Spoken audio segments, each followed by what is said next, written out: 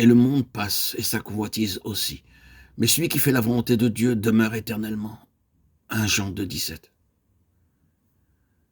Si un enfant de Dieu désire jouir du Canaan céleste, il doit mener une vie de complète séparation d'avec le monde, les méthodes et les plaisirs mondains. Pourquoi le peuple de Dieu est-il stérile? Il a un bon enseignement et pourtant il est aveugle et stérile. Une des raisons est l'alliance avec le monde, dans l'habillement et la mode, le mariage et les affaires. Comment de telles personnes peuvent-elles connaître la provision qui est dans le Seigneur Jésus-Christ? Il est notre breuvage et notre aliment céleste. Il nous accorde une abondante satisfaction. Mais on doit être sincère devant lui. Cela signifie peut-être que certains devront attendre plusieurs années avant de se marier à cause de la difficulté pour trouver un partenaire vraiment spirituel.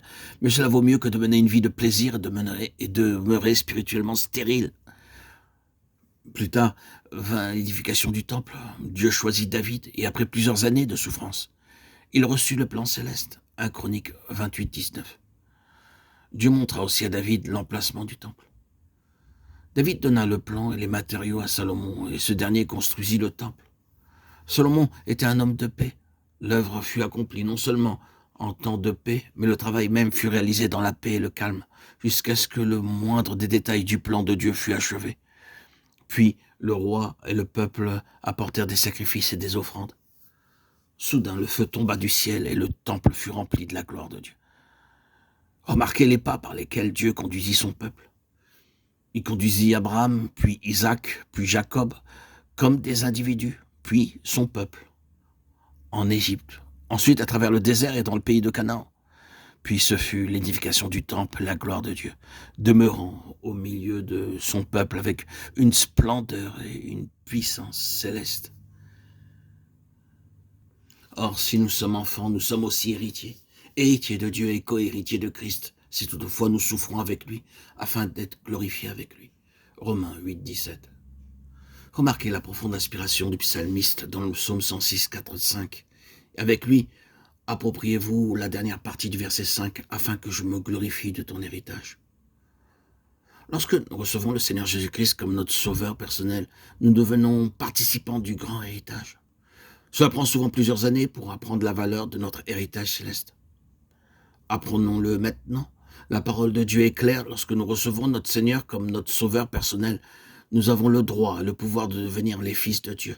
Nous sommes les fils de Dieu pour l'éternité à cause de son amour éternel que nous avons reçu par la foi. Nous avons une part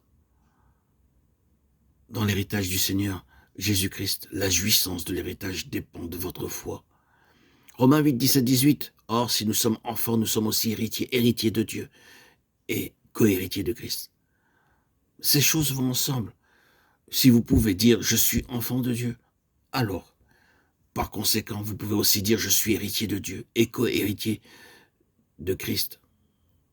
Vous devez croire que vous êtes appelé et choisi pour un grand héritage éternel. En recevant Jésus-Christ comme notre Seigneur et Sauveur, nous entrons dans une participation spirituelle.